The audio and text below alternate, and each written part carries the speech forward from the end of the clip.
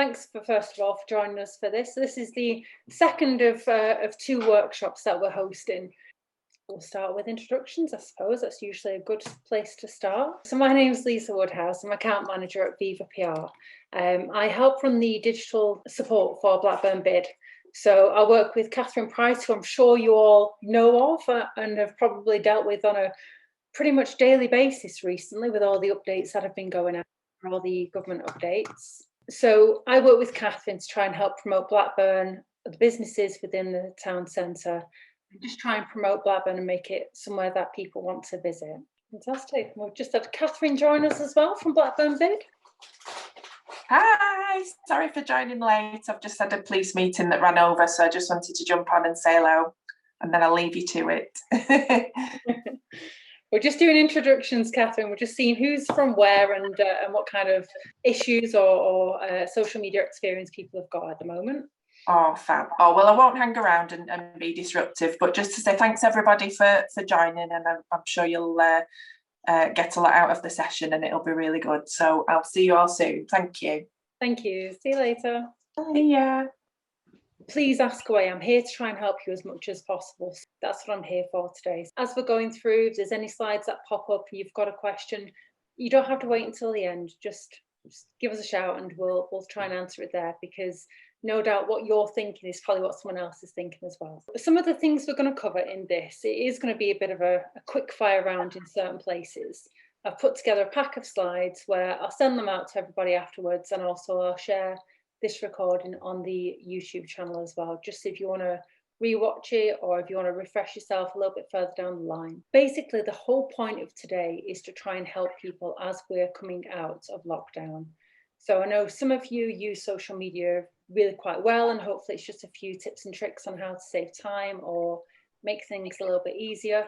And I know some of you are a little bit more new to social media or don't have the confidence or the knowledge on how to post or how to make the most of it. Today, we're going to try and help you see some results, gain some more knowledge and skills, help develop that social media strategy and also content ideas that will help make things easier and give you that idea of what to post, when to post, and what kind of messaging to use. I'll give you some ideas on how to create a social media calendar, how to make things easier in terms of time, because I know that is the biggest issue most of you have.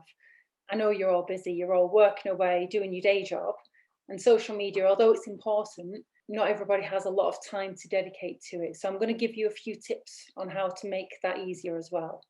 I'll also give you some ideas on how to do boosted posts to help reach newer audiences, and also some ideas on influencer marketing as well. We've got a variety of knowledge when it comes to social media. Different people use it in different ways. And this is why we're trying to sort of do a masterclass or a refresher, if you like, of social media and how best to use it. We're going to help you identify which channels are best for you and your audience, and maybe take a bit of a step back and look again with fresh eyes what the channels do and how you can utilize them the most. But how do we help you now to recover and grow with your businesses? So one of the things is making your business as relevant as possible. We want to help you grow, win, and retain clients.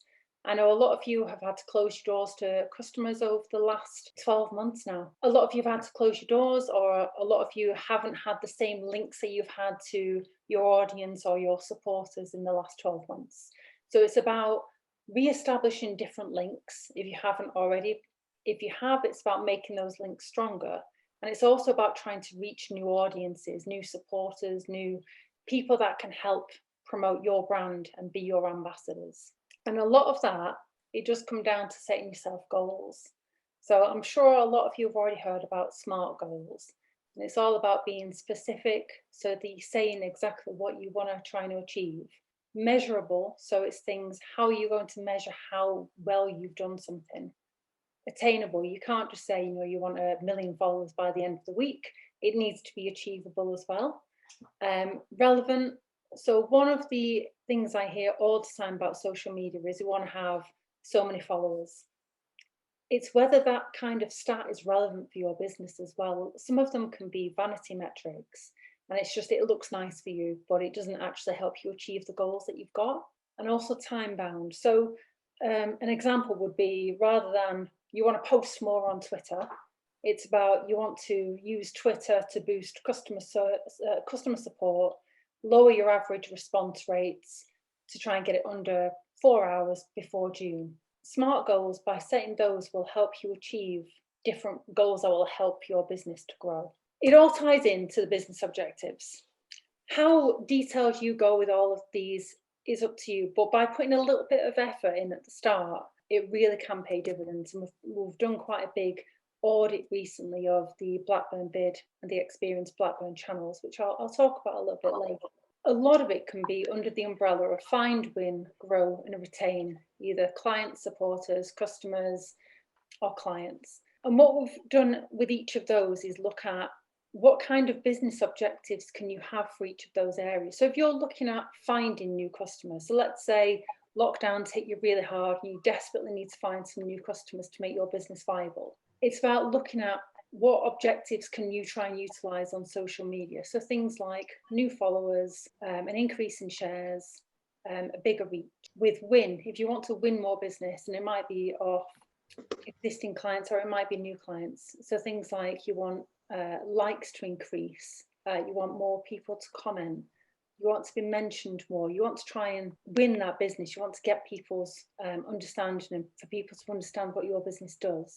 In terms of the grow, it's all about leveraging the existing clients you've got and also growing that customer base. So things like email signups, newsletter signups, link clicks, shares, all things that are going to help grow your brand message.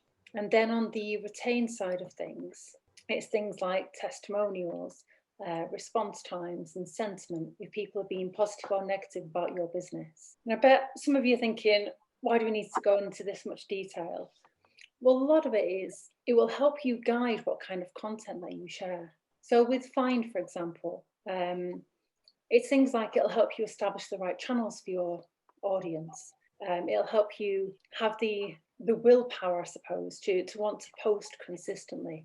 Because if you're trying to find people, people need to see you. And also boosted posts. If you've not got that audience base, boosted posts might be an area that you want to look into as one of the first start of 10. With the win, again, it's people that you post what people want, understanding your audience and also having that USP, that unique voice. With grow, it might be things like competitions, offers, loyalty programs that you look at. And then with retaining, it's all about refreshing your content, understanding your audience and understanding that place in the market. So one of the ways in which you can help do this and build this voice and understand your audience is by creating personas. Now, have any of you got personas for your clients at the moment? Yeah, we have two. Go on, Wayne, you mentioned these, didn't you? Who are your personas that you've got? Yeah, we have Mickey Moore. We're Morey's health store. So we have Mickey Morey, who is a 20-year-old male going to the gym because they're the hardest person we find to get through our doors. And the second one is a 50-year-old woman going through the menopause. And there are two personas that we have. She's Maureen Morey. Having those personas will help you to target that audience. So if you're looking at your gym goer, you know rough age that they're going to be, you know that they are fit, you know what kind of places that they might be around, what kind of interests, you know what kind of platforms they might be on more. It might be more the Instagram with the pictures of working out and that kind of thing. It'll help you identify hashtags that they follow as well. By creating personas, if you don't already have them, I would strongly advise just spending 10-15 minutes just writing down who your audience is. And it might be different people for different types of demographic within your business. So I've done an example here of me. So, you know, Lisa in her 30s from Blackburn, PR account manager. Interest might include crime programs, documentaries, news, socializing, playing board games, walking the dog, CrossFit, etc. Channels, Facebook's probably the most frequent, used for keeping in touch with family, friends and groups. Instagram for sharing pictures and videos, and Twitter mostly used for customer inquiries. If you understand who your audience is and the age and their interests, you know when you might want to post on social media, you know what kind of things they might want to hear more about as well. And it'll also help you to promote your products if you understand who it is that's buying them. We've done this recently. We've done quite a big exercise with Blackburn Bid in identifying the personas. So it's looking at who are our really engaged bid members and what kind of things do they like, who are the ones that are maybe not as engaged, and how can we get them to be more involved. And also that opened up a wider debate about the visitor economy in Blackburn. And that's what's led us to doing the Experience Blackburn channels.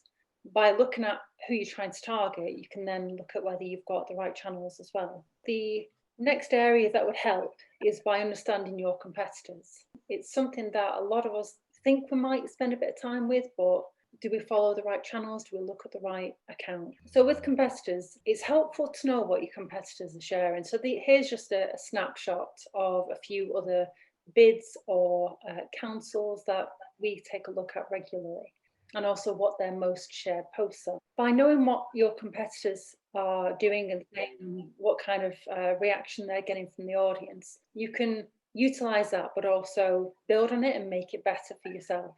So these might be direct competitors. So if you are a health food shop, it might be another health food shop, or it might be somebody in a different sector but has the same kind of ethos. Wayne, I know you're very keen on the customer service angle of your business. So it might be a similar business like that you're looking at in terms of competitors, not necessarily a direct competitor. So by doing this, it'll help spot opportunities of what they're doing. So it's all about looking at what others are doing and seeing whether it would work for your business or service. Social media listening. Again, does anyone do much social media listening, whether it be Hootsuite or just having a scour of different social media channels each day? I've used something similar to that in a previous job at Skiddle, which are like a ticketing agency, and they sort of follow like the hashtag Skiddle, and they'll always reply to anybody who mentions it. And it were a good way to keep, because they were really hot on customer service, so it was a really good way to keep that customer relationship. Exactly. And again, it very much depends on your business and how much time you've got.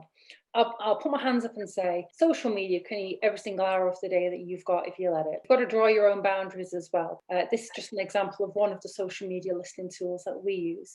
Hootsuite allows you to look at what's in your home feed, what you've tweeted, who's mentioned you, but you can also follow different competitors as well. So we like to keep tabs on what the Mal's posting, what the council's posting, the cathedral, the market, and so on, so that if any of our group of people that we want to support post something, we can then reply as quickly as we can and help support them as well. So by having social media listening, or even as simply as following different accounts so that you then do get notified what they're doing, it's all about trying to help Blackburn as a whole, or Darwin as a whole, and the borough as a whole, to try and encourage more people into town and to support each other's businesses. You can track several channels at once. So if you look on the left-hand side, I've got Bid Twitter there, I've got more businesses on the next tab, I've got Instagram on the next. So it just allows you to look at various different accounts from literally the click of a button, and you can dip in and out as often as you've got the time to allow. And it'll also help you shape your social media strategy. If you know that there are particular partners that are very active, for example, you might want to partner with them for future campaigns. It helps shape how you can work together. So one of the things I've mentioned that I'm going to try and help you with is the social media audit. And this again ties back with the Blackburn Bid Experience Blackburn revelations that we had recently. It's a chance to take a look at the baseline and look at what's working and what's not working, who's engaging with you, what networks your target audiences use. So again, tapping into those personas that you've developed, and also looking at how your social media compares to your competitors. So one of the things that we did is we had a look at each of the channels and what its role is, what's its purpose? Do we need it? Because there's an argument to say that if you've got everything, but you're not managing any of them well, do you need all of them? Are you better to have less and do it better than loads and spread yourself too thinly? And again, this ties in with who within your organisation is running social media. Is it just yourself, or is it a shared role between a number of the members of the teams? So it might be that you miss an opportunity on another channel. You might just have the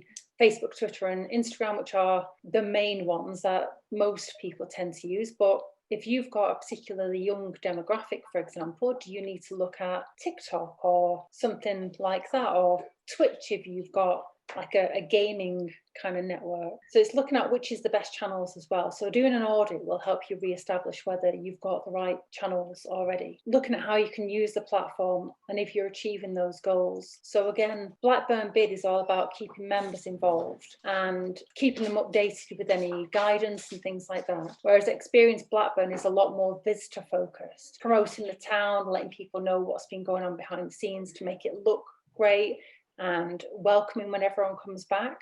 It's having different goals for different channels as well. The age demographics are different on those. So again, you've got to bear that in mind. So has anyone done anything like that in terms of looking at the roles of their channels? It's something that a lot of us overlook. And again, it's one of those where this actually sprung from around Christmas time. We're doing a lot of the 12 Days of Christmas competition. And we're finding that we've got a really strong following when it comes to updates. And we get great feedback via email and also by messaging for those. But also when we're doing things that are aimed more at the visitors of Blackburn, we didn't have that strong an engagement as we wanted. So when we were running the competitions, it wasn't hitting as much as we thought. So we ended up doing more boosted posts to try and reach that new audience. So that's why we've split the channels. So we've got more of a focus so that as we develop this further and we've got events in the town centre where we're trying to involve as many of the businesses as possible, we can then utilise the right channels. That's the aim, and that's what we're working through at the moment. Obviously, we're all in tricky times, which is why I thought I'd share some of this and try and be as honest as we can be. So by looking at what your channels do is a good way of seeing if you've got any gaps. With the strategy, it's also good to look as well at what you're posting and when. So an example here is on Facebook. If you go onto the insights and then onto post engagement, you can actually see when most of your followers are online. And again, I'm sorry if I'm telling you things that you already know, but if you, I've just done an example here. So when your fans are online, you can see here that the peak for Blackburn Bid is around 1 o'clock. That's when most of our followers are online. It dips quite severely in the sort of tea time-wise, and then it starts to rise a little bit. Looking at when is best to post and when most people will see things, this gives us a really clear indication. We've also got a way of looking at what post types are the most impactful. So we have good engagement on links. So again, this is links to a lot of things we're doing, business updates on all the lockdown guidance and support grants available. So we're seeing a really good impact of people clicking through to the website. I would say as well, try and use at least a picture with every post, if not a video, because the more visual content you've got, the more impact it will have. It also takes up more room on the feed as well. So if you've just got text, you can scroll through it quicker than you can if you've got a picture or video with it. I've noticed that, Lisa, when we're doing posts for work, well, obviously for work, if you put somebody's face on it, you do seem to get more engagement when you've got somebody's face on as well. It's because people buy from people. Mm. And it taps in very nicely with what Wayne was saying on the beginner's course a couple of weeks ago, where people are craving that experience at the moment, that going in and talking to real people. But also it's what sets your business apart from fishmongers online. It's buying from you. It's having that chat with you and the team, and also knowing that you're going to get great customer service, knowing that if you want some advice, you can ask for it rather than just clicking on a button. So it makes it personable. So by having people in shots, it does definitely help. And I know that some of you might struggle with that in terms of night safe. Pam, for example, I know that for the young people in the shelters,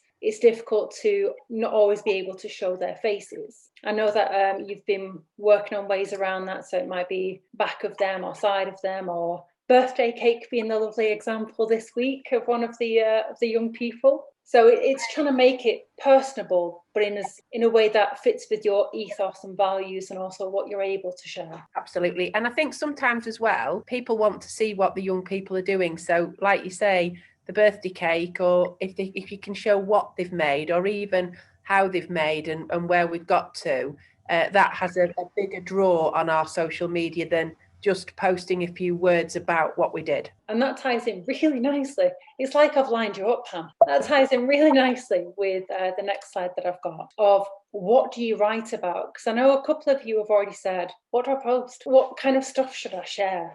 And the best way of doing this, honestly, grab yourself like a week to view calendar.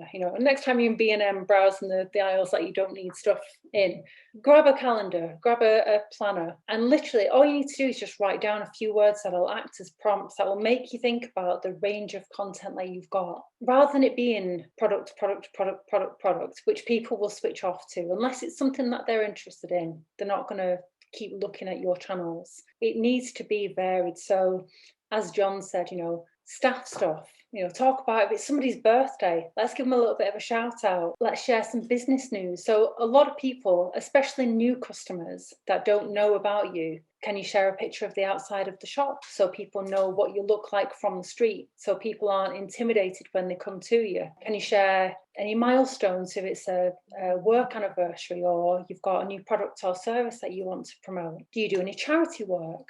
Can you tap into any of the hashtags like Charity Tuesday? You can obviously promote products and services, because a lot of people that do come to you might not know what else that you sell or provide. Feedback Friday, can you share any testimonials or reviews from clients? Do you have any fundraising work that you do, or CSR that you can share? It's all about looking at what you can try and promote that will help build that brand and also show that experience and that knowledge that you've got within the team, because again, that sets you apart from those businesses that are online only.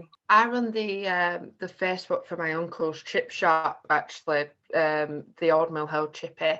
And I did a bit of a thing like this or that Tuesday. So I'd be like, oh, do you prefer curry sauce or gravy? And that got so many interactions because everybody was like, oh, well, I like it like this. And they were really, really good to do. And people like talking about themselves as well. So if you can get something that will engage with people, you're on a winner. And the more people that comment, the better the engagement. Especially, if you things like, what's this called? And you show a picture of a muffin, bap, whatever you call it. I'm going to start the debate now. It's things like that will drive people to go, no, it's not. And they'll tag their friends and they'll get involved because there will be discussions around that subject. So it's looking for things that are relevant to your business that you can do that's similar to that.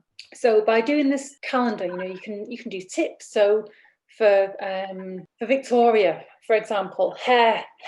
Oh my goodness, so many people have got terrible hair at the moment. Things like do not use a box dye for these reasons, or if you need to cut your husband's hair, this is how to do it.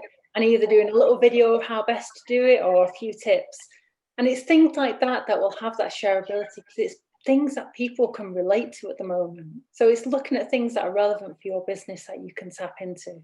And just by doing a bit of a 1 or 2 words per day, or however often you want to post, and it's not to say that you need to post every day, it'll help you plan and stagger content. So just by doing this, it gives you a few ideas of going, all right, yeah, I did a product on Thursday, I'll do another one whenever. And it makes it so it's not all bunched together in a single week, or you're just killing people with the same kind of information. So hopefully that should help in terms of spreading the content out and also giving you some ideas of what to share. It's whatever works for you. You don't need to post every day, but it might be that you want to. It's also considering as well who's going to be doing the posting. Is it going to just be you? Is it going to be a member of the team? If it's going to be shared out, by doing something like this, you'll make sure there's no overlap. If it's just you that's doing it, a couple of words might be enough of a prompt to let you know what you're doing.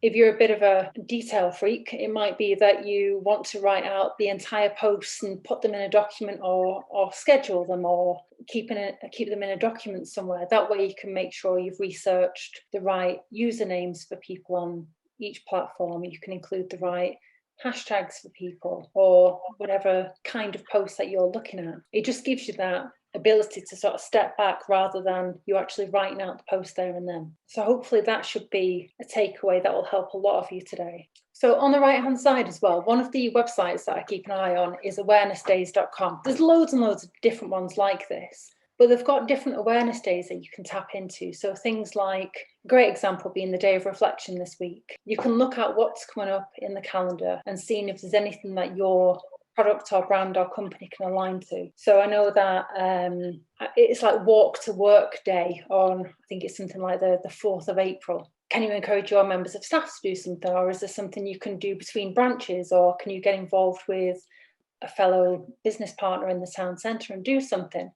It just, again, it's that step back to go, right, can we do anything? The other way of keeping in touch with what's trending is by keeping an eye on Twitter. For those of you that have got Twitter accounts, whether that's personal or for business, by just clicking on the search icon, you can see what's coming up, whether it's things that would be relevant for you or for trending news or sport. So it just gives you an idea of what's coming up and also what hashtags are associated with those as well. Especially as we're coming out of the reopening, it's really good advice to just keep an eye on those, because there will be specific hashtags. It might be 12th of April. And I know that's a key date for a lot of you, but there'll be certain hashtags around that day. It's tapping into whatever's relevant for your business market as well.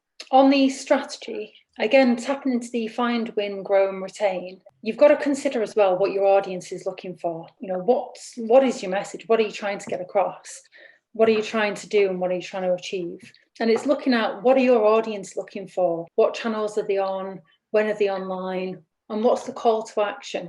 A lot of people miss that crucial part off their post. So are you trying to get people to call or send you a message or visit your website or book an appointment? By having that call to action and just having that mental note and getting into good habits of having that call to action, you can make sure you do actually see that impact. I've mentioned some of the others, like your newsletter. Can you do a refer a friend option? For mayors, for example, are there any leaflets that you can pop in the boxes that get to people's houses to let them know, refer a friend or share a review and that kind of thing? But we have been doing that. There you go, you're ahead of the curve. But it's different ways of how can you try and expand your existing base, because it's easier to sell to customers and get them to refer a friend than it is to try and get a new customer. Definitely. Word of mouth, definitely. Yeah, exactly. So it's looking at how you can leverage that. How can you use the people that already know, like and trust you to grow your business? So by doing that, it takes less effort, less manpower to do that than trying to focus on the finding new customers target. It could be as simple as a quick ring round to, we've got a couple of hairdressers on here and beauty salons. So could it be a quick call to your customers to see how they're doing and what their struggles are? It might be my husband's really needs a haircut, or my kids, or whatever it is. And can you work with any businesses in the town centre to try and make it so that the guys that go into the barbers will refer their wife or girlfriend to your salon, for example? Having a look at just what you can try and do that will tweak what you've already got existing will just help grow that circle a little bit more. You also need to bear in mind as well how much attention people have got. People lead busy lives, and yes, people have got a bit more time to spend on social at the moment, but it's like anything, if you get a newsletter through the door and it doesn't tell you in the first paragraph what it's about, or it doesn't grab your attention, people are going to move on. So you need to bear that in mind when you're doing your posts as well. You can scatter a few emojis in there, but not too many, so it becomes a bit emoji heavy. But what's most relevant for your audience? I mentioned this in the beginners course the other day about images and videos and how important they are. Pam, you're a dab hand with this now. I know you have embraced Canva with much gusto. One of the things that we use at Viva is a software called Canva. You can get a free account, but it's limited. For not-for-profit companies, I believe it's free. We found out last time. But the paid for one is not that much. But what it allows you to do is be a designer and make your post look engaging. A lot of people are probably going, I'm not a designer. I'm not in that. I'm not up for that. But honestly, I'm about to show you how easy it can be. Does anyone use Canva, just out of interest? I use it quite a lot. Yeah, I use it. Having it has been an absolute godsend to try and make content interesting when there's not that much to talk about at the moment. Just as an example of why the size of images is so important. So I've got a couple of examples here, things were shared on Blackburn Bid. Now the one on the left has been pulled through from the website. So it's using the image on the website. And as you can see, it should be the same shape image as the one on the right. But because it's been pulled through, it's distorted it. So if you imagine this being a picture of a person, for example, we could have heads missing, we could have people missing and all sorts. By actually deleting the image that it pulls through from the website and uploading your own image, you can make it look as you want it to. It just shows you how different things can be skewed, first of all. When it comes to Canva, you can make different size images literally at the click of a button if you've got the paid for account. I've got an example for you on how to do it. You can also create videos as well, so that you've got moving images on your feed, and it's as easy as creating a picture. Do many of you use the animate function on Canva, the two of you that use it? No, I've never tried that actually. Let your mind be blown. Right. That was really good, Lisa, because as you know, you've taught me everything I know about Canva, which is awesome, and it saves I am not creative, and by goodness me, it's just a brilliant tool. But the next step for me is the moving images. Right, well, again, thank you very much for that, Pam. Honestly, we should work as a double team. So what I actually did a screen recording. This will show you what you can do and how quick it is, okay? So you can literally type in Twitter and Twitter posts, and it will bring up a post that is the right shape and size for Twitter. You've got a load of templates on your left-hand side, so you can pick whichever one's relevant. You can search for things, so it might be beauty, and it will bring up some that are related, or you can build your own. Depends how creative you are. You can type in whatever stuff, you can amend the text on the templates and it will change it to be whatever message you want. You can customize it however you like. I put in some spelling clangers on this as well, so just for your enjoyment. So on here, I've just picked a template off this, and it's just a case of typing in whatever text you want to share. So let's imagine this being a testimonial for your business. You've had some lovely feedback in person, and you say, do you mind if I use this on social media? So you type in your text, and then what you can do as well is, if you've got the paid for account, you can have your brand colors saved on the left hand side. And again, this saves so much time and makes sure your messages look so much more consistent. So we've got our red saved, and we've got our black saved, and our different colors, and again, black and bid. And you can have different brand profiles for different campaigns. So let's say, Wayne, let's say you've got your gym guy, and you've got certain colours that you're looking at for that. And then you've got your middle-aged Maureen or whatever she's got, you might want different colours for that one. You can have different brand sets, or even as simple as the green from your logo. You can make sure it's consistent across your messages, literally at the click of a button. I would strongly suggest you rename your graphics. So everything that I've got is started bid, so that when you type it in, it comes up with bid, and Viva for Viva, and so on. You can save that. If you saw that, then it just came up with animate on the top left-hand side, and you can pick whatever kind of thing you want it to do, whether it's floating in or popping or coming across as lines. You can do whatever fits your business most. So the martial arts, for example, might be more of a pow kind of action rather than the slow, steady slide along. And it's literally at the click of a button. And all it is then is you save it as an MP4 and you've got a video to go. All I've done there is I've clicked on file and resize, and it's made it as an Instagram size post now.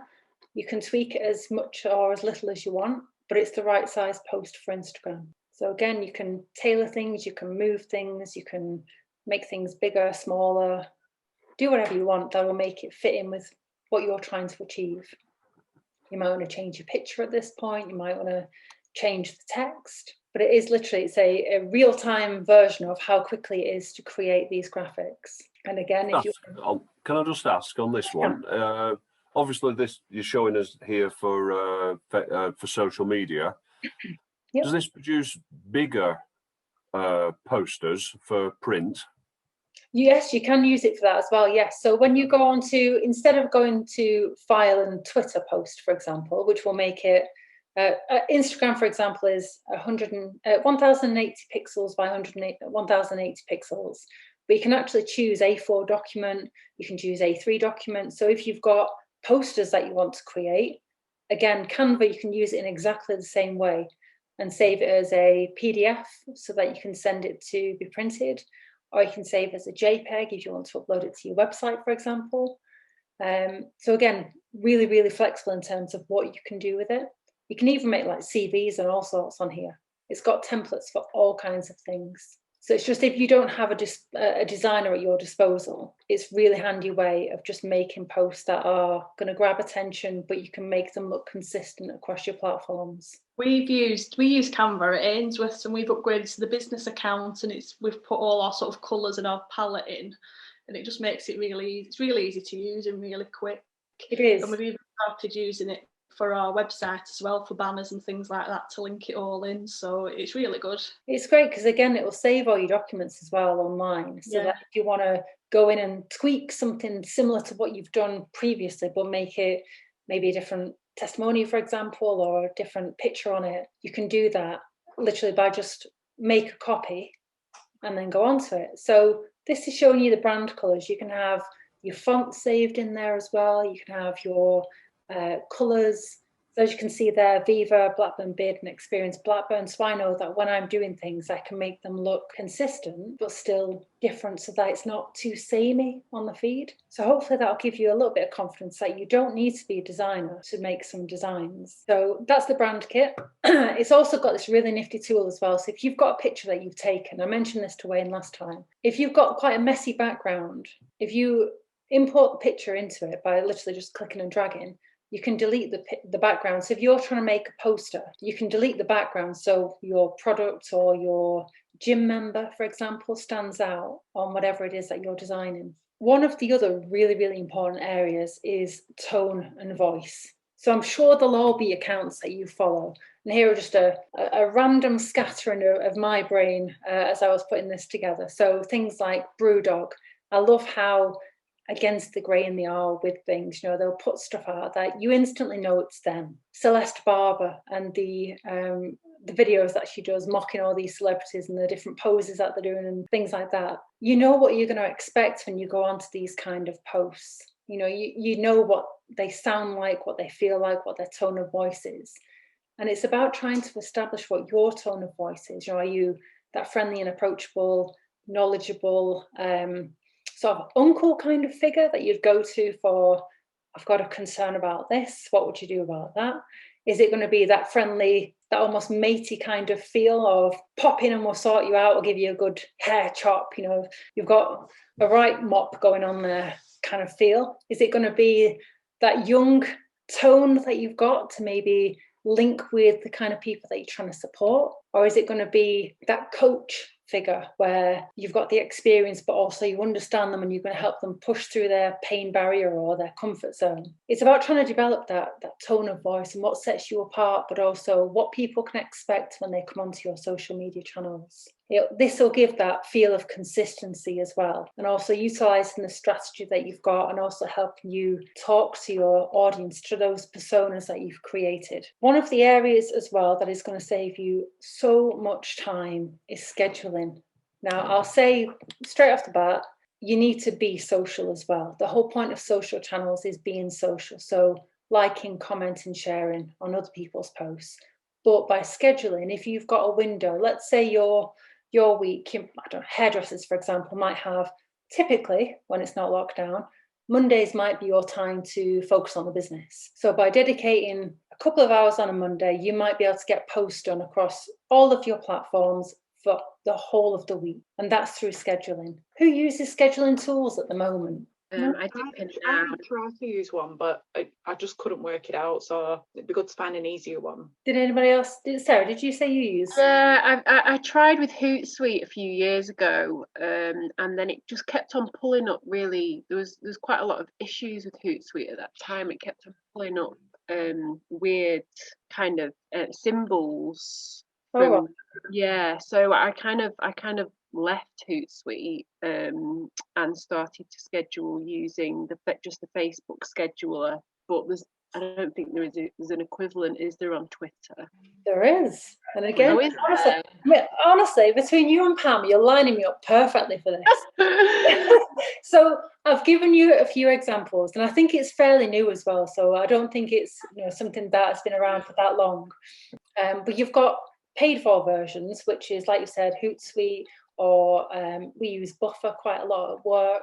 I've used Sendable before now, but again, you do find that some of them from time to time do have glitches. And if buffer goes down, everything that you've got across all of your platforms might not go out. You do tend to get a notification, but they aren't idiot proof. They all work much for muchness, but hopefully this will give you a few ideas and what they look like, so you can then make the choice of whatever's most relevant for you guys. So scheduling allows you, if you've not used scheduling before, it allows you to pop it in the bank, if you like, so that it will, almost like your direct debit, so they'll go out at certain times, and you know that they're going to go out with whatever content you've included in there. This is an example of buffer. So I've got Blackburn Bid, Facebook, I've got Blackburn Bid, Instagram, Twitter, and then Experience Blackburn, Instagram and Twitter again, or the other way around. And it can help you manage your posts to keep them consistent. But again, like I said, it shouldn't replace being social. So you can see that on them, you've got different times that they'll go out at. And again, you've got pre-assigned slots that will work with when is the most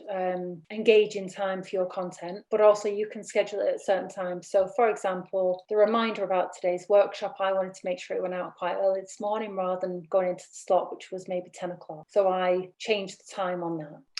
Day of reflection, you might have wanted a minute's silence notice going out at 12 o'clock. So you can tailor it accordingly. Well, what you can do is you can bring in your pictures, your videos, you can type in your content, but also by scheduling it as well, you know that if you then find another hashtag that might be relevant, you can drop it in, but you've already done the hard work when you had that time to sit back and focus and think about your personas and what kind of content you're going to share. But buffer is paid for. So I've done some examples. So you mentioned, Sarah, about Twitter. And again, I've done a bit of a recording. So to do a post on Twitter and schedule it, you type in your post as you would when you're creating a post. As you can see, you've got your different options on the bottom. You can see the little calendar schedule, and you can pick when you want things to go out via that way. So you'd add your picture and your video as normal, and then you pick when you want it to go out and just literally click confirm. And then if you're happy with that, click schedule, and it will go into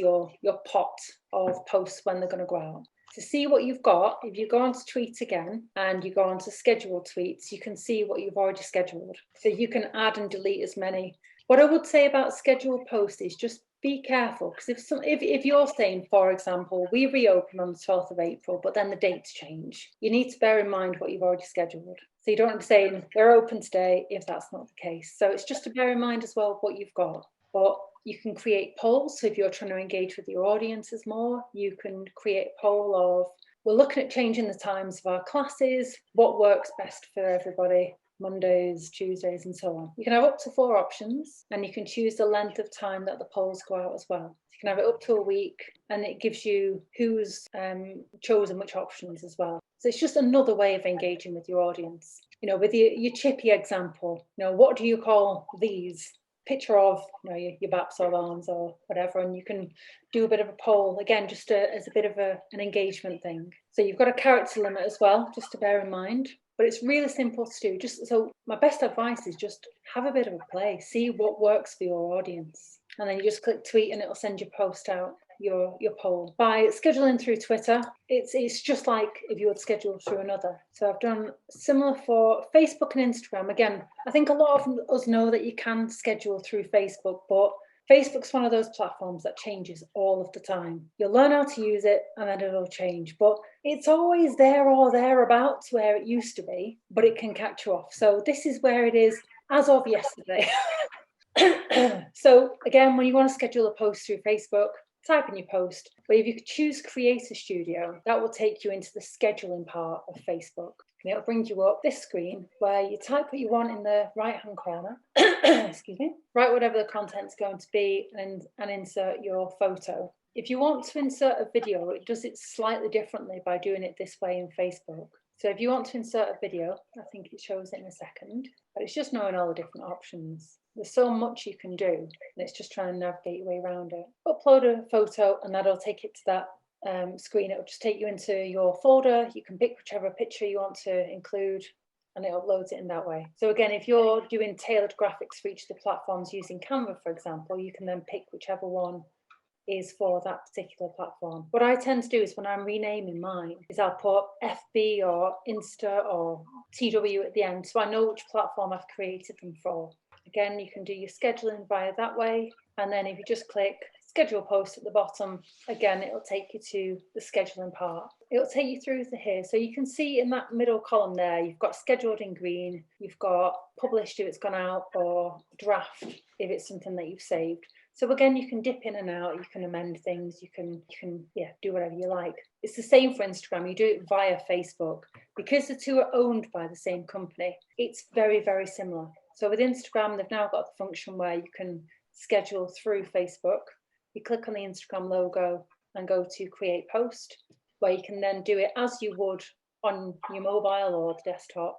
Write your post in, you can add your location still. If you want, you can actually choose on the bottom where it says with a little tick box and Blackburn bid, you can actually choose for it to go onto both platforms. But what I would say is you wouldn't use a lot of hashtags on Facebook. So if it was me personally, I'd spend that little bit extra time and schedule in each of the specific channels. So you can add your content, your files, your pictures, and so on. So again, it will just open your box where you pick whatever it is you want to include. So you can choose to upload it as well. And then there's a little arrow next to it there. So you've got schedule, publish now. I think there's a back date as well on this one. You can save it as a draft if it's something you want to revisit again, if you want to do a bit more recon or hashtag searches. But by scheduling, it just means that you know that you've got some content going out that week. If you know you've got a crazy busy week lined up, you can schedule content so you know that your feeds aren't going to be quiet while you're busy, because those are the times usually when you need to be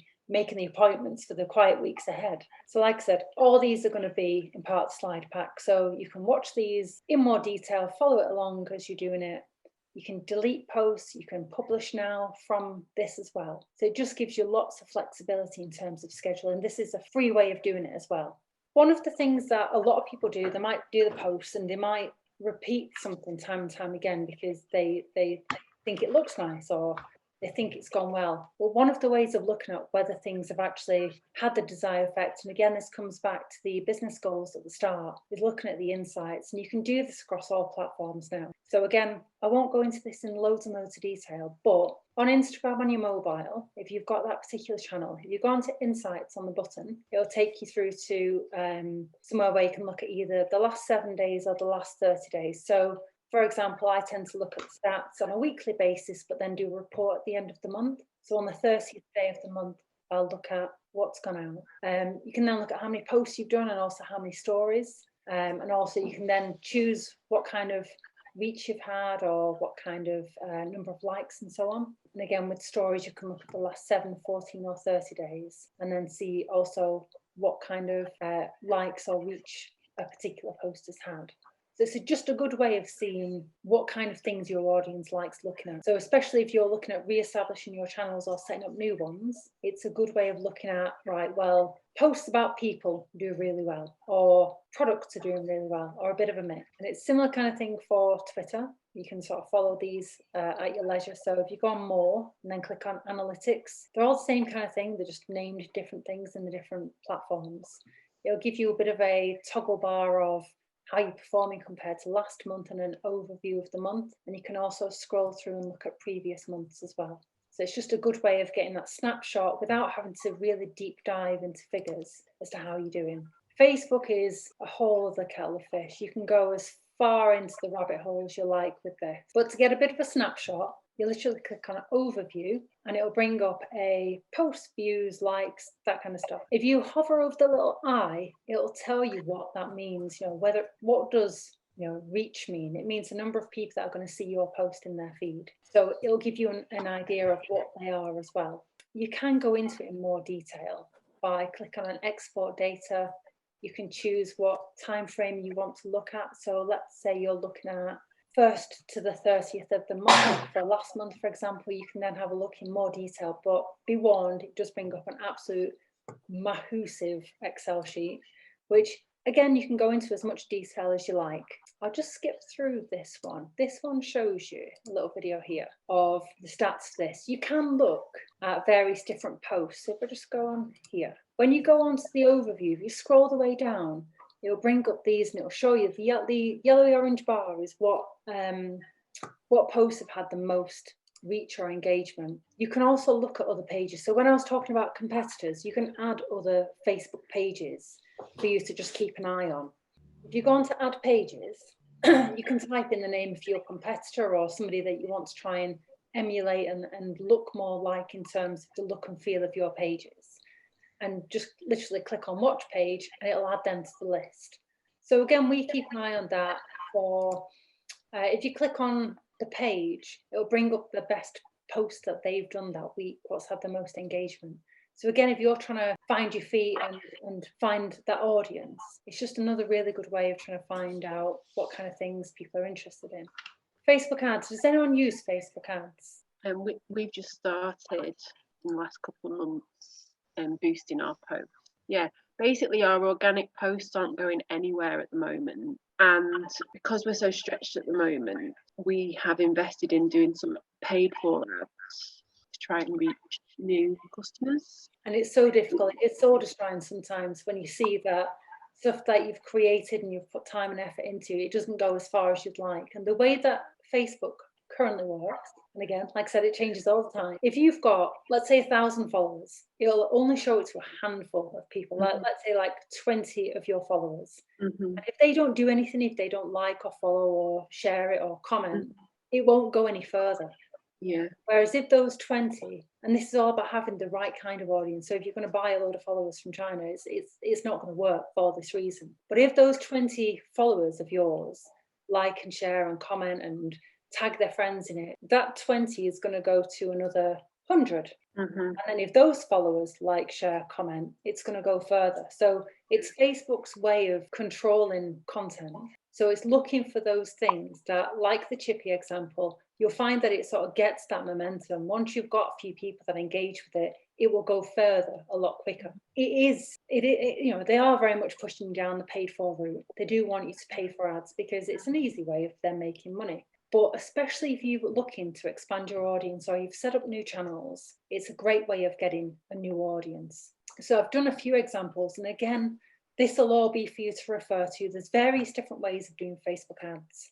And it depends on what your goal is, which goes back against the business strategy. You know, if you're trying to get people to visit your website, it will do this function. If you're trying to get people to like your page, it'll do this function. So there's a few ways. There's automated ads, which means that Facebook chooses the best way of promoting your post. This screen here, full of loads and loads of bits, is if you go onto your Facebook and go on ads and then start with automated ads, it will go through a bit of a checklist of what are you trying to achieve? Do you want to book appointments? Do you want to contact people? Do you want to get leads? And it will use that, and it literally is a yes or no tick box. It will use that to try and determine how best to promote your posts. So what it will do is it'll allow you to add in tags. So I've got a few examples here where I've put in like shopping and fashion, family, days out with the kids. It gives you the option of tagging all those things. It might be like hair, beauty, haircuts, colouring, celebrities. There might be lots and lots of things that you want to include that's very tailored to your business. You can choose media, so pictures that are already within your Facebook library. So if you've got a cover photo you want to share, for example, you can pick that. And then also what it'll do is it'll give you the option of what to do with that post. So you can then set a budget, you can set the duration that it's going to run for. So what it will do is if you look here, you might not be able to see it on screen, but it will give you an estimated daily result, whether that's links to your website or clicks or messages or whatever. It will give you an idea of what your money will get for that. And they're usually fairly accurate. Can I say something about just a recent experience? So the other day I posted a video, and usually our videos go really, really well, just organically. But it wasn't getting much of a response, so I thought, right, well, I'll boost it. And all I've been boosting recently is with just £10 credit, and it's gone to 600 to 1,000 people over a period of time. But when I tried to boost it, it was saying this is going to go to between 0 and 6 people per day for your credit. So it's almost like as soon as we've started investing in ads, it feels like they've changed the goalposts and going, actually, if you're going to we want you to give us more than £10 for this campaign. So do you know why that might have been? There could be a few reasons for it. It could be that Facebook are being greedy. Yeah. How long was the video, just out of interest? I can't actually remember because I made it quite a while ago. Was it quite a short, like a few seconds, or was it a few minutes? No, it was a video from YouTube. Right. It was. And was it a link pulling through from probably you? about 5 minutes? Okay. And was it a link pulling through from YouTube? Yeah. Right. That might be it. Okay. So Facebook want people to stay on their platform. Okay. So that's why scheduling through Facebook helps, because you're scheduling on their platform. But what they want you to do more, what might work and what might be a good sort of A/B testing for you to try, is share that same video again with the same post, but import the video directly into your post. Right. So what you're doing at the minute is you're going to somebody, we want more people to see this, but to come away from Facebook. So they'll mark you down with that. Yeah. If you share the video directly through Facebook, they want ideally videos of 3 minutes or more, because people will stick on the platform for longer. I'd be interested to know how it goes if you do an unboosted post, but in pulling through the video directly into your post. I'll try that, because it really annoyed me. Yeah, no, I understand. And like I said, it changes all the time. Facebook's a bit like Google, where they'll change the goalposts so often that as soon as you get to grips with something, they'll change it just to keep you on your toes, and it is annoying. But that's one way of doing the automated ads. So it's sort of, they do the hard work and decide what's best for you. Another way of doing it is to boost existing content. So again, if you go into ads and boost existing content rather than automated, you can then pick one. So it might be one that's maybe done quite well, or it might be a particular event that you want to give a bit of an extra shove to, or a fundraising campaign, or whatever it might be. So you can choose that, and then again you can pick your the amount you want to spend. You can either tap into an existing audience, so if you can build an audience profile. So Wayne, I'm going to pick on you again, sorry. So you're gym goer, you can put in the parameters of, we're looking at between 17 and 45, or whatever their interests might be, the behaviors might be. They might follow these kind of pages, and you can be really, really specific. So your ad will go to that audience. You can choose Blackburn, you can choose nationwide, you can choose whatever areas you're looking at. Obviously, if you're trying to get people through the door, you want to try and keep it fairly small in terms of location. But you can pick your duration, you can pick your budget, and again, you can add all these various different search handles. So you might know that your audience is typically a Rovers fan, so you can add that in there. So it just gives you the scope to be really quite tailored with the audience, and for you to pick what your audience is looking for, which again ties back to the personas. So that's another way of doing it. Very similar but slightly different way around it is on your feed, you'll probably notice that you've got the blue button that says boost post. Again, if you've got something that's doing fairly well, you can click that and do it that way. It takes you to the same page then, but again, you can amend your call to action if there's a specific web page you want people to visit. You can then pop that in there as well. And again, tweak your audience, your duration, your budget. So it'll never spend more than you've said. Sarah, for you, what might be a good idea is if you've got somebody that can sort of monitor it, what it tries to do is it spreads your budget over whatever period it is that you've chosen. It might be worth putting in a bigger budget, but stopping it after a day. Because what it'll try and do is push it to as many people as it can so it hits that milestone. But you can cancel an ad at any time. Right, okay.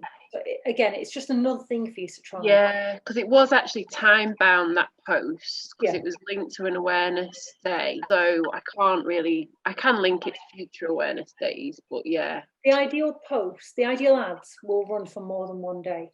So again, tying back to the Experience Blackburn competitions we did 12 days of Christmas. So they were only posts for a day. They were only competitions that ran for a day. We took the budget on it, got it live as soon as possible that morning, so it had the rest of the day to do it. But if you've got an ad that runs for longer than a day, it does typically do better. So again, if you sort of throw more budget at it, but cancel it quicker, it might work out better. It's something to try. Yeah, no, that's really nice to know there's ways to trick Facebook. Yeah. Shh, don't tell them. Can I just ask a question on just there? Yeah. Of course you can. When you say about putting a post on just for a day, and then like say the 12 days of Christmas, where there's one every day. Yeah. Do you delete the post previous, or do you leave it there? No, so the ad would run for 24 hours. So the post would remain there. I mean, even now you can still go back and see the Christmas posts, but the advert only ran for 24 hours. So if you've got a specific promotion, let's say you're running an Easter campaign and you wanted it to run for 3 days, you can do that. So the ad is scheduled to run just for 3 days. But then if it's doing well, you can elongate that so it runs for longer if you've seen a lot of interaction and a lot of people coming in buying stuff. So the way of seeing if a post has done well, again, Facebook again. So if you go in Ad Center, you can see it'll bring up any previous ads. So it'll show you, I mean, this was done for reach specifically, but again, depending on your goal, it'll show you the reach, it'll show you how many people have watched the video. So I did this as an animation, either a little video or a little animation that I've created in Canva. Show you how many people have watched the video and also how much you spent on it. And the best one actually was Maury's. Fancy that. So that had over 3,800 people see that in a single day. And that was actually one of the days of the competition that did better in terms of entries. So it's just good to sort of keep an eye on what kind of things work and what kind of messaging and tone of voice, because that was quite tongue-in-cheek, wasn't it, about the naughty elf that was having a little bit of a sleeping off all the indulgences for Christmas that we did. The other thing that I want to talk about is influencers. Now, I know that not everybody's got budget to get some celebrity endorsement. I mean, Philip Schofield is everywhere at the moment. I'm not saying you have to get Philip Schofield for influencers. An influencer doesn't need to be a celebrity. It can be anybody that's got a following that you want to try and tap into, someone that can influence your audience. But I put a couple of examples here that were actually no money parted hands. One of them is Robbie Savage. So when I was working with East Lancashire Hospice, Jackie, mad Blackburn Rovers fan. I mean, oh my goodness, her entire life revolved around Rovers. She kept talking to me whenever I saw her. She was talking to me about Robbie Savage. I love Robbie Savage. So I got in contact with him over Twitter and just said, we've got a patient who's terminal, but she absolutely adores the socks off you. It'd mean the absolute world to her if you could just send her a message or an autograph or whatever it is, anything that you could do. Anyway, he came into the hospice and honestly, I thought she was going to knock him over. She ran at him with such gusto and kissing him and hugging him. And she said, oh my God, it's made my entire world. This is the best day ever. And it was so lovely. And we did a news article from it. It did really well on social. And he actually followed her. He kept in touch with her. And it was something that, you know, there was nothing really in it for him apart from that warm and fuzzy feeling. But it made the world of difference to Jackie. And it was a lovely news story, and it was a win-win. Another one we've done recently is Jordan North. So we represent Pendleside Hospice, and he's an ambassador for them. So when all the I'm a Celebrity stuff came up, he unwittingly raised thousands of pounds for the hospice. But when he was on like this morning, he was talking about Pendleside. So again, if you've got the right alignment with ambassadors, they can do absolute wonders for you. Those are obviously celebrity influences, but just examples like if you've got a retail shop, if you've got a fashion brand, for example, there might be a local guy at your local skate park, a teenager that's got a load of people that watches his YouTube tricks. He might be a really good alignment for a new line of skatewear. You know, if you've got a business that does a lot for CSR, for corporate social responsibility, for example, they might be a really good one to pair with for fundraising or to try and raise that awareness about your particular project. I will be honest, some influencers do charge the earth. Some of them don't really want much. Some of them will be happy with a goodie bag of whatever product or brand it is that you've got. It does very much depend on a number of factors. So things like where they are, how well they're known, how many followers they've got, but also what you're asking them to do. If you're asking them to Phil, if you're looking for somebody to do some influencer work for yourself, and you want them to come in and you want them to do a workshop and you want them to maybe have a bit of speech afterwards, you know, meet and greet afterwards, autograph signing, time-wise, it's going to take more time. If you just want them to talk about how much they used to like the sport when they were younger and share a few posts, the cost would probably be a lot less. Yeah. So it's looking at what the influencer can do, where their limits are, what's most aligned with what you're trying to achieve.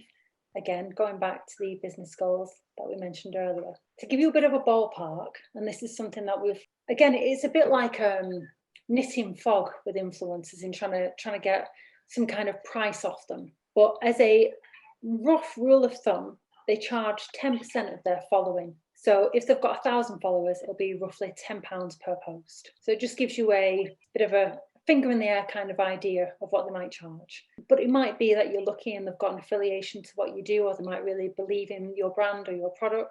So it's just worth bearing in mind. But it's another option of ways to try and expand your reach.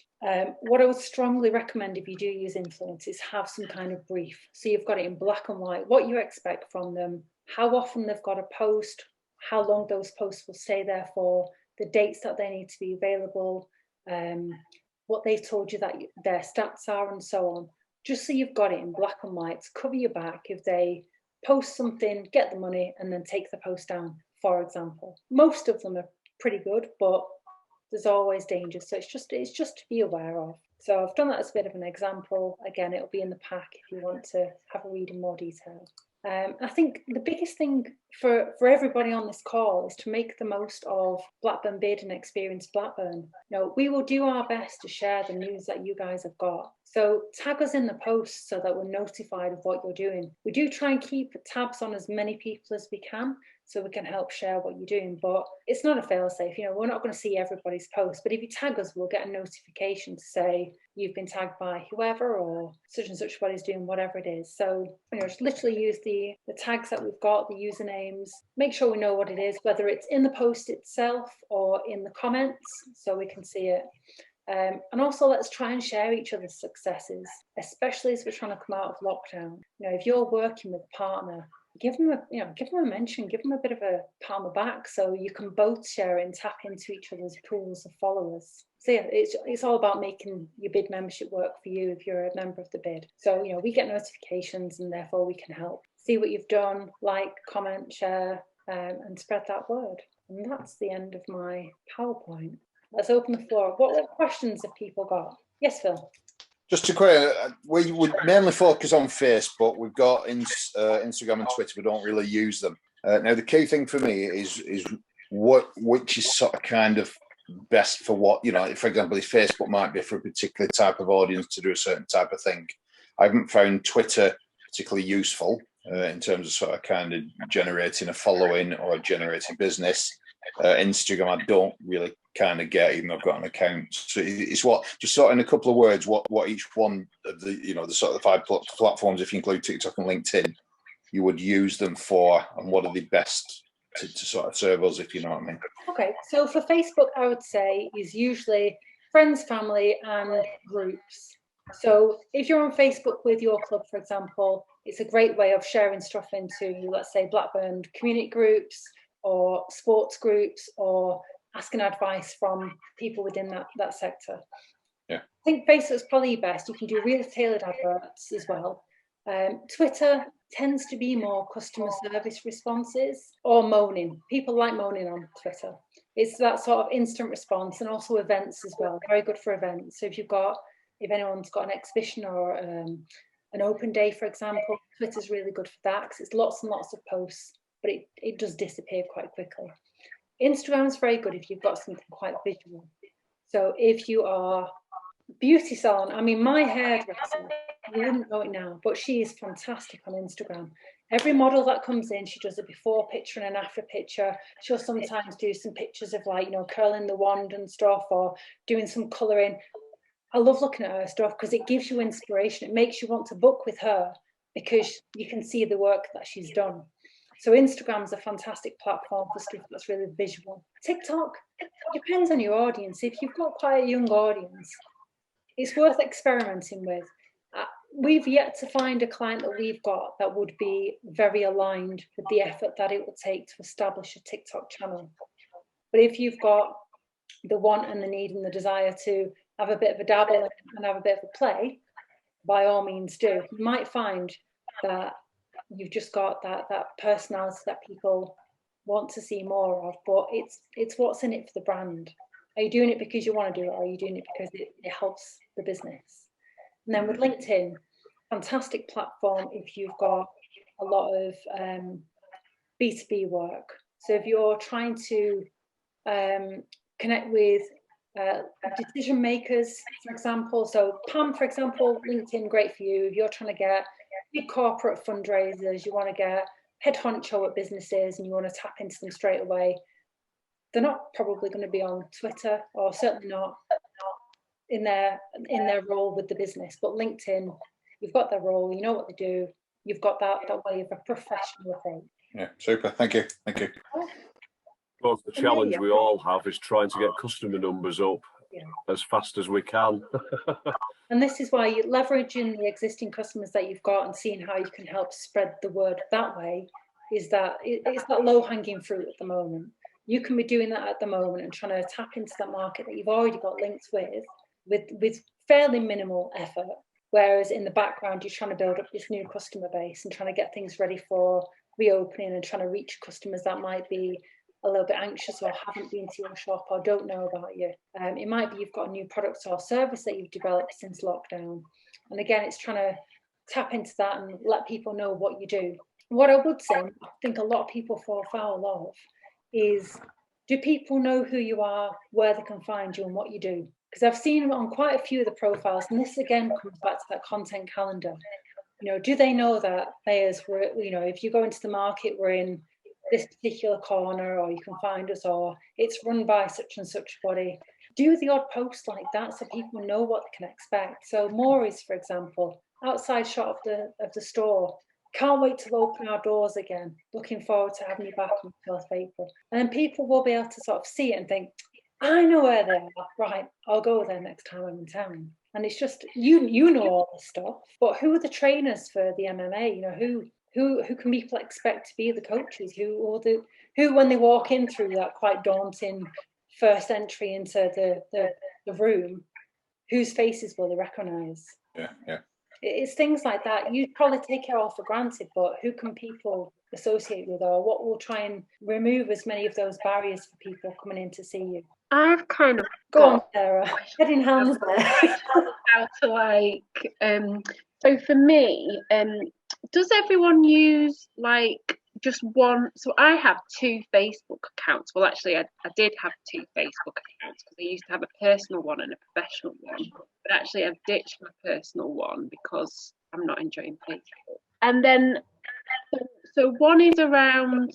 Obviously, there's a lot of leverage with staff who support the business aims, then sharing posts to reach a wider audience. I don't really know what my question is. So whether and how you should leverage staff to spread the word. Yeah. Okay, so we've had a recent example where we're recruiting at the moment. People do have very separate work and personal lives where they don't really cross over. They go to work, they come home, and their personal profile might be for Friday night drinks and singing karaoke in the pub, whatever floats your boat. But then you've got some that it's more of a blended approach where they might share a lot more work stuff. So I think my advice, if you're encouraging people to share things, is give them the option to. But I think my best advice is to ask them, because a lot of people won't even think about it. They won't even think, I'll share it because it'll help get more engagement and spread the message. They might just see it and think, oh yeah, we know we're recruiting. Whereas if you ask them, it's bringing it to the forefront of the mind to say, you can then make a decision whether you want to or not. If you don't ask, you don't get. And you might get some that will and some that won't. But if you don't ask people to do it, they won't think that it's adding any benefit to it. And another question that I've got is kind of around brand on your own page. So you talk about being social and liking and commenting and sharing other organisations' posts. But so if you go on, so some people's some organisations' pages will just be posts from that organisation that are all about their organisation. And I suppose what is good practice from an organisation perspective? I think it ties into what one of those last couple of slides said about if you work with somebody, tag them in. So if you know that somebody is quite open to having things about them shared on their personal Facebook, so it might be, I think we mentioned it for Mayors earlier about the staff. So if you know it's such and such body's birthday, it's Maureen's birthday, tag Maureen in the post saying, Maureen really enjoyed her fish cake or fish hamper or whatever it was that the staff all clubbed together. We know how much she loves sea bream, little winky smiley face and an emoji of a fish. you're not really doing anything for your audience, but you're showing them that you're friendly, that you value the staff, that you do nice things. So again, it's all about that content and what kind of things you can share and what end result what impression it will give to the audience. So by tagging people, and they've then got the option to go, yeah, it's fantastic, that's tea sorted for everybody on Friday night or whatever, or it might be that it dies there. But by tagging people in, or partners that you've worked with, you know, again, if you've got an event or an exhibition and you've got a number of partners that have been involved, or Pam, yourself with Hose It, for example, doing all the power cleaning, working with Night Safe young people, by tagging them in and giving them a bit of a pat on the back, it's giving them more reason to then like and share your content. So it's just, again, it's that win-win, pat on the back, everybody support each other, help build the borough up and help everybody with reopening. So sorry, I just wanted to, I used to be a part of, like, I'm not really sure what you'd call it now, I suppose like a focus group kind of thing, where we're all in one chat on Instagram and we all like shared the post we'd put on, and then everybody would comment, and it was kind of like just a little bit of a group where people kind of promised to like each other's posts and stuff, but that was paid for. So I was thinking of setting up my own just with like local businesses, just if people wanted to be a part of it, just kind of doing that thing where you promise to kind of like, say you shared your post, people would comment and like it, and it just got a bit more traction that way. But obviously the other one was paid for, and it only worked if people kind of did it properly. But I was thinking of setting something like that up if anybody wanted to hop on it.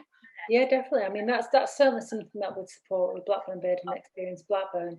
The Experience Blackburn was set up. It's not, you know, it's not gaining anything for Blackburn Bid. All it's doing is helping promote Blackburn and the experience that shoppers and visitors and traders will have. So, you know, as simply as using something like the Experience Blackburn hashtag, more and more people that use it, the more it will be seen, the more we're showing Blackburn to be this fantastic place to visit, to shop, to, you know, to work and so on. And again, for wider Blackburn with Darwin, it's trying to highlight everything that is fantastic about the town and the borough. But like I said, you know, it will only work if people do it. Yeah. So yeah, I mean, I'm more than happy to have a chat with you about that and see how we can try and get the because I think like a lot of it otherwise, you put, because like people follow so many different people, your posts get lost. So by like putting it actually in like a group or a chat, it kind of grabbed older people and said, please will you just like this post, and then, you know, rather than them like scrolling through the feed and maybe coming across it. Yeah, that would be great. I mean, yeah, I'd be interested in that. Fantastic. Pam's just had to leave. Hopefully that's given you a bit of advice and inspiration to go out there and help grab some more customers. Thank you very much. Thank you. Cheers. Have a nice day. Bye. Bye.